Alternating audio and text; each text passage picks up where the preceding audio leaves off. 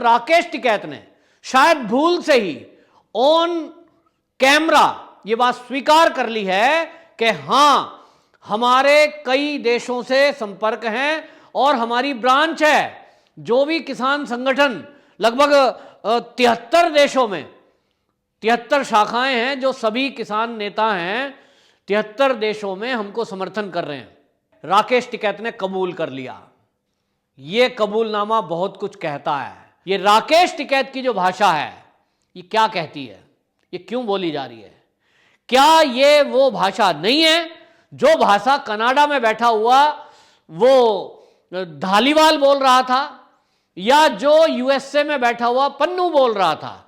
उन सब ने यही तो बोला है कि ये बिल वापसी भी हो जाए तो भी यह आंदोलन खत्म नहीं होना।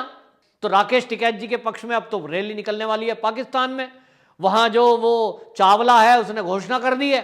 तो चावला कह रहा है कि साहब मैं वो जो आईएसआई का खास आदमी है, खालिस्तानी है, वो भी वहां निकालने वाला है, गोपाल चावला।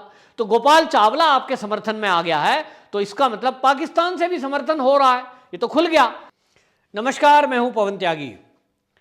किसान आंदोलन के नाम पर अपनी सियासी रोटियां सेकने वाला राकेश टिकैत ने आखिरकार सच कबूल लिया। जी हां, आज तक चैनल पर प्रभु चावला से सीधी बातचीत करते हुए जब प्रभु चावला ने सवाल दागा कि दुनिया के कई देशों से इस किसान आंदोलन को जो समर्थन मिल रहा है उसके बारे में खबरें हैं कि कुछ खालिस्तानी लोग भी इसको समर्थन कर रहे हैं, और इस तरह की जब बात कही कि विदेश से आपको मदद आ रही है, इस पर राकेश टिकैत ने शायद भूल से ही ऑन कैमरा ये बात स्वीकार कर ली है कि हां, हमारे कई देशों से संपर्क हैं और हमारी ब्रांच है। जो भी किसान संगठन लगभग 73 देशों में 73 शाखाएं हैं, जो सभी किसान नेता हैं 73 देशों में हमको समर्थन कर रहे हैं। यह बात ऑन कैमरा राकेश टिकैत ने स्वीकार की है आज तक चैनल पर प्रभु चावला से सीधी बातचीत करते हुए। और जो वीडियो वायरल है, उस वायरल वीडियो में पत्रकार सवाल करता है कि 73 देशों से आपको मदद मिल रही है ऐसे लोग, तो उसने कहा हां, कुछ लोग हमारी विचारधारा से मिलते हैं और हम किसान हैं, कुछ देशों से हमको मदद मिल रही है। जबकि आप ध्यान होगा आपको कि अब से पहले जब भी ये कहा गया कि इसमें खालिस्तानी मूवमेंट है, इसमें विदेशों से मदद आ रही है, तो ये हमेशा मना करता रहा कि किसानों को बदनाम किया जा रहा है। सारे लोग ये कह रहे थे, और यहां तक कि आपको बताऊं कि कुछ निजी चैनल जो यूट्यूबर हैं उन्होंने वीडियो वायरल की, बाकायदा जो गाजीपुर बॉर्डर पर पिछले काफी दिनों से एक्टिव है पत्रकार, वो लोग पूछ रहे थे कि आपकी फंडिंग का आरोप लग रहा है कि विदेशों से फंडिंग की जा रही है। इस पर राकेश टिकैत ने मजाक करते हुए कहा कि आओ मैं दिखाता हूं कहां है फंडिंग, और दिखाई गई वहां रखी हुई कॉपी, इसके गांव में बनता हुआ गुड़, ट्रैक्टर ट्रॉली से आया गया सामान, यह दिखाने की कोशिश की और बोला कि हमारी फंडिंग ये केवल किसान हैं जिनसे आए दिन लोग चंदा दे रहे हैं, अपनी मर्जी से दे रहे हैं, और किसानों के सहयोग से ही ये आंदोलन चल रहा है। लेकिन आज तक चैनल पर प्रभु चावला के प्रोग्राम सीधी बात में राकेश टिकैत ने कबूल कर लिया। यह कबूलनामा बहुत कुछ कहता है। और आपको बताऊं, अब राकेश टिकैत क्या कहेगा कि ये जो विदेशों से मदद आ रही है इसमें खालिस्तानी मूवमेंट चलाने वाले जो लोग हैं, जो दुनिया के कई देशों में बैठकर अपनी संस्थाएं चला रहे हैं और एनजीओ चला रहे हैं, और उसके बहाने वो फिर से इस देश में खालिस्तानी मूवमेंट को चलाने के लिए अरबों रुपया खर्च कर रहे हैं, तो क्या राकेश टिकैत अब ये स्वीकार करेगा कि हां उनका पैसा आ रहा है? नहीं करेगा, क्योंकि आप देखिए लाल किले को लेकर दिल्ली पुलिस ने एक एफआईआर दर्ज की हुई है, और लाल किले के 26 जनवरी की घटना के पहले राकेश टिकैत की एक वीडियो वायरल हुई थी जिसमें उसने कहा कि आपको झंडे के साथ डंडा भी लाना है। इसे उकसाने वाला भाषण मानकर दिल्ली पुलिस ने एक एफआईआर दर्ज की, और जब अगले दिन पत्रकारों ने पूछा कि ये जो 26 जनवरी की घटना हुई है ये आपके भड़काऊ भाषण के कारण हुई है, गाजीपुर से भी बहुत सारे ट्रैक्टर चलकर लाल किले तक पहुंचे हैं, तो क्या कहा इसने? एक सुर में यह कहा कि इससे मेरा कोई लेना देना नहीं है, यहां का कोई किसान लाल किले तक नहीं पहुंचा। जबकि ऐसे वीडियोज फोटो वायरल हैं सोशल मीडिया पर कि बहुत सारे लोग जो गाजीपुर से ही गए थे वो लाल किले तक पहुंचे हैं ट्रैक्टर लेकर बैठकर, और उसमें सेल्फी लेते हुए फोटो खुद से वायरल हैं। तो ये झूठ बोल गए और ये कहा कि मेरा कोई 26 जनवरी की घटना से लेना देना नहीं है, मैं उसमें नहीं हूं और इसमें तो बीजेपी के लोग हैं। जब बीजेपी पर आरोप लगाया और बीजेपी के लोग बताते हुए पल्ला झाड़ लिया। आज वही व्यक्ति हमेशा से जो एक झूठ बोल रहा था कि विदेशों से हमारी कोई मदद नहीं हो रही, विदेशी कोई एंगल नहीं है, भारत के ही किसान, हमारे ही सहयोगी मिलकर के इसे चला रहे हैं, वो एक देश के बड़े चैनल पर बैठकर ऑन कैमरा ये कबूल करता है कि हां दुनिया के कई देशों में। और देखिए एक और मजेदार बात जो बड़ी गंभीर है, उसने कहा कि अगले हम 50 सालों के लिए योजना बना रहे हैं। तो योजना बना रहे हैं और एक जिद पे काम कर रहे हैं कि जब तक बिल वापसी नहीं तो घर वापसी नहीं। और यह बयान लगातार रोज दिया जाता है और वो तब दिया जा रहा है जब सदन के अंदर देश के प्रधानमंत्री बोल चुके कि ना मंडी समाप्त हो रही है ना एमएसपी समाप्त हो रही है।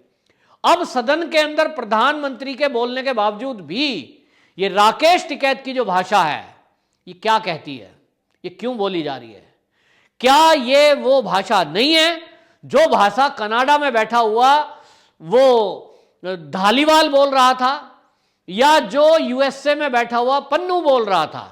उन सब ने यही तो बोला है कि ये बिल वापसी भी हो जाए तो भी यह आंदोलन खत्म नहीं होना, क्योंकि उनका मकसद है मोदी को गिराना, मोदी सरकार हटाना, मोदी सरकार को बदनाम करना। तो जो उनका मकसद है पन्नू का, धालीवाल का, खालिस्तानियों का, अरे वही मकसद तो का है टिकैत का। टिकैत ने भी तो यही बोला है 24 से पहले हम जाने वाले नहीं हैं। अभी तो अक्टूबर तक है, आगे की तारीख बताएंगे और पहले 24 बता ही चुका। 2024 में क्या है? कोई कबड्डी का अंतर्राष्ट्रीय खेल होना है क्या भारत में? क्या कोई किसानों के लिए कोई और बड़ी बात होनी है? चुनाव है साहब और यह देश समझता है। तो आपका मकसद बिल्कुल स्पष्ट है। अब मैं ये नहीं कह रहा हूं कि आप खालिस्तानी एजेंडे पे काम कर रहे हैं, जो खालिस्तानियों ने कहा है वो लिखी हुई स्क्रिप्ट पढ़ रहे हैं। यह काम एनआईए का है, एनआईए जांच में लगी है कि कौन कौन नेता हैं जो खालिस्तानियों के पैसे से पल बढ़ रहे हैं, खालिस्तानियों के पैसे लेकर के आंदोलन चला रहे हैं और खालिस्तानियों के पैसे लेकर खालिस्तानियों की भाषा बोल रहे हैं। आपको बता दूं कि ऐसे वीडियो वायरल हुए हैं जिसमें कहा गया है कि जो एफजेआई से संगठन से जुड़ेगा, खालिस्तानी मूवमेंट चलाने वाला ये मूवमेंट है, जो एसजेएफ से जुड़ेगा उसको ये एफजेएफ संस्था साल का $21,000 देगी। साल का $21,000। सोचो, कोई भी लालच में आ जाएगा। ये लोग घोषणा करते हैं कि 2.5 करोड़ रुपया मिलेगा जो तिरंगे की जगह खालिस्तानी झंडा फहराएगा। अब ये कुछ भी पैसे बोल सकते हैं। और ये जो भीड़ जुड़ रही है जिसमें राकेश टिकैत ने खोला है कि हां कई देशों से हमारा समर्थन हो रहा है, आज तक जो ये कह रहे थे कि ये केवल हमारे किसान हैं, ये भारत के किसान भाई हैं, हमें तो गुरुद्वारे से खाना आ रहा है, हम घर से गुड़ ला रहे हैं, गांवों से पानी आ रहा है, वो कह रहा है कि पानी तक नहीं आ रहा, पानी गांव से आ रहा है, गांव से लाओ, गांव का पानी पीऊंगा। वो मदद कह रहा है, सपोर्ट कह रहा है। तो वो सपोर्ट किस टाइप की है? क्या ये सपोर्ट पैसे में भी आई है? अब ये जब कबूलनामा हो गया है राकेश टिकैत का, तब एनआईए को चाहिए कि अब इसकी जांच करे और राकेश टिकैत से पूछे कि ये जो आपने टीवी चैनल पर बैठकर कहा एक जवाब देते हुए, उत्तर का जवाब में कि हां हमारे कई देशों में कांटेक्ट हैं और हमें मदद कर रहे हैं वहां के किसान, तो वो किसान हैं या कोई एनजीओ है या कोई उनके पीछे संगठन ऐसा है जिसके पीछे खालिस्तानी मूवमेंट है या उनके पीछे चीन है? कौन लोग हैं? देश के विरोधी लोग हैं। और वो जो मदद कर रहे हैं राकेश टिकैत जी आपको, वो पैसे से कर रहे हैं या सामान भिजवा रहे हैं या केवल लिखित में पत्र दे दिया है आपको कि हम आपको सपोर्ट करते हैं? आपने कहा कि कई देशों में आंदोलन चल रहा है, उसके पक्ष में रैली निकल रही होंगी और कुछ हो रहा होगा। पाकिस्तान भी अब रैली निकालने वाला है आपके पक्ष में, तो राकेश टिकैत जी के पक्ष में अब तो रैली निकलने वाली है पाकिस्तान में। वहां जो वो चावला है उसने घोषणा कर दी है, तो चावला कह रहा है कि साहब मैं, वो जो आईएसआई का खास आदमी है, खालिस्तानी है, वो भी वहां निकालने वाला है, गोपाल चावला। तो गोपाल चावला आपके समर्थन में आ गया है, तो इसका मतलब पाकिस्तान से भी समर्थन हो रहा है, ये तो खुल गया। तो आप कई देश के नाम और बताइए कौन कौन से देश हैं जहां से आपको समर्थन मिल रहा है और वो समर्थन किस रूप में मिल रहा है, ये जानना देश के लिए बहुत जरूरी है, ये एनआईए के लिए जानना बहुत जरूरी है। और जब एनआईए ने अब चार्जशीट दाखिल करना शुरू कर दिया है, आपको बताऊं कि जिन लोगों ने पंजाब के मोगा में खालिस्तानी झंडा डीसी ऑफिस के बाहर फहराया था, उन लोगों के खिलाफ चार्जशीट दाखिल हो गई है। सख्त एक्शन में एनआईए और देश का गृह मंत्रालय है। ऐसे में अब यह पता लगाना बाकी रह गया है, जब दीप सिद्धू जेल के अंदर बंद है और अभी वो रिमांड पर है, तो आए दिन नए पे नए खुलासे हो रहे हैं। और अब यह खुलासा होना बाकी है, जिसके लिए यूएसए में एक टीम पहुंच भी चुकी है कि ये जो नेता यहां किसानों को भड़काकर धरने के नाम पर दिल्ली की सड़कों को घेर के बैठे हैं, दिल्ली के बॉर्डर को जाम करके बैठे हैं, इनमें से कौन नेता वो हैं जिन्होंने इसके लिए पैसे लिए हैं, जिनकी कोई डील हुई है कि वो सरकार गिराएंगे तो उनको ये मिलेगा। जब आम आदमी के लिए $21,000 दिए जा सकते हैं साल के ज्वाइन करने को, उनके एजेंडे पे काम करने को, उनके लिए झंडा उठाने के लिए, तिरंगे की जगह तिरंगे का अपमान करो, खालिस्तानी झंडा फहराने के लिए करोड़ों मिल सकते हैं, तो सोचो इन नेताओं को कितने पैसे ऑफर हुए होंगे, कितने पैसे मिल रहे होंगे। ये बहुत बड़ा सवाल है और इसका खुलासा होना बहुत जरूरी है, क्योंकि नहीं तो ये सफेद पोस्ट बनकर नेता जनता को यूं ही मूर्ख बनाते रहेंगे। पूरी सर्दियों में इन्होंने जनता को सड़क पे बिठाया है और स्वार्थ सिद्ध अपना किया है। लोग पूछते हैं टिकैत के पास कई शहरों के अंदर कैसे शोरूम खुल गए, कैसे इतनी जमीन हो गई, कई कई पेट्रोल पंप हैं। भाई मुझे नहीं पता कि ये संपत्ति कहां से आई, कैसे आई। हो सकता है खेती के अंदर जो मेहनत करते हैं, ये पहले किसान ही रहे हैं, इनके पिताजी के टाइम से, दादाजी के टाइम से ये पैतृक संपत्ति, इनकी जमीन है, तो जमीन में खेती करी है। क्या पता कोई फसल ऐसी बोई हो जिसको बेचकर करोड़ों रुपए आ गए हों, तो उस करोड़ों रुपए से पेट्रोल पंप ले लिया, करोड़ों रुपए अगली फसल पे आए तो भाई शोरूम खोल लिए। इसमें चिढ़ने की और परेशान होने की क्या बात है। किसान को यह चाहिए कि वो राकेश टिकैत जी से बड़े प्यार से पूछे कि राकेश टिकैत जी, आज के 20 साल पहले आपके पास थोड़ी सी जमीन होती थी, आज आपके पास इतनी संपत्ति जो हुई है, वो फसल कौन सी है वो हमें भी बताओ, वो फसल हम भी बो दें। और भाई सारे देश के किसानों को पता लगना चाहिए कि वो फसल कौन सी है। जब किसी से ये बात करते हैं तो कुछ लोग तर्क के बदले कुतर्क करते हैं और वो कहते हैं बीजेपी के नेताओं पे भी तो है।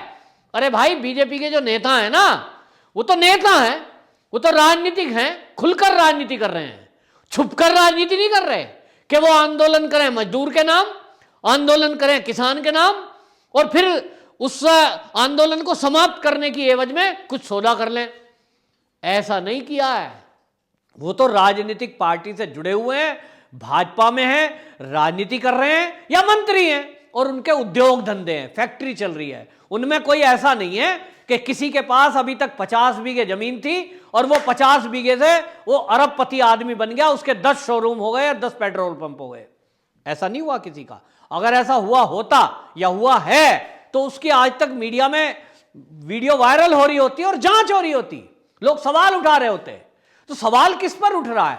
सवाल इस बात पर उठ रहा है कि जो व्यक्ति आज तक ये कहता आया कि ये आंदोलन केवल भारत के किसान चला रहे हैं और हमारे किसान चला रहे हैं, आज ये स्वीकारता है कि हां हमें समर्थन मिल रहा है दुनिया के कई देशों से। तो एक झूठ तो ये पकड़ा गया। दूसरी बात आप देखिए कि एमएसपी को लेकर के ये आंदोलन शुरू हुआ था, आज वो एमएसपी पर कानून बनाने को लेकर आ गए और वो कहते हैं जी प्राइवेट मंडी में जो माल खरीदेगा उस पर भी सरकारी रेट लागू हो। अब ये कैसे हो सकता है? ये कैसी बात है कि जो सरकारी कोई मंडी है, कोई सरकारी चीज है, उसका और प्राइवेट आदमी का एक रेट हो जाएगा? हो ही नहीं सकता। तो ऐसी बात करना है जिसका कोई हल ना निकले और ये बहाना मिलता रहे कि 2024 तक आंदोलन को खींचा जा सके। ऐसी बात करो। ये कांग्रेसी लोग जैसा झूठ फैला रहे हैं ऐसा ये भी झूठ फैला रहे हैं। जमीन चली जाएगी। राकेश टिकैत का वीडियो वो मैंने भी सुना है जिसमें वो कह रहे भाई थारी जमीन नहीं बच रही, अब अपनी जमीन बचा लो। रो करके जब किसानों को ये कहा कि तुम्हारी जमीन चली जाएगी, जमीन नहीं बच रही, तो किसानों को लगा कि भाई टिकैत कह रहे हैं तो सच ही होगा और इसलिए वो दिल्ली की तरफ दौड़ पड़े। लेकिन क्या वास्तव में इन 3 बिल में ऐसा कुछ है कि किसानों की जमीन चली जाएगी? बिल्कुल नहीं है। और इसका खुलासा अब तो संसद के सत्र के जरिए हो चुका है, प्रधानमंत्री जवाब दे चुके हैं। तब झूठ पर झूठ क्यों बोल रहे हैं? क्या मकसद केवल आंदोलन खड़ा करना रह गया है? क्या मकसद केवल दिल्ली के बॉर्डर को घेर के बैठना रह गया है? या मकसद मोदी सरकार को गिराना रह गया है? क्या मकसद है राकेश टिकैत का? अब ये राकेश टिकैत बताएं, जबकि उन्होंने अब ये स्वीकार कर लिया है कि विदेशी एंगल भी अब इसमें जुड़ गया है। वंदे मातरम।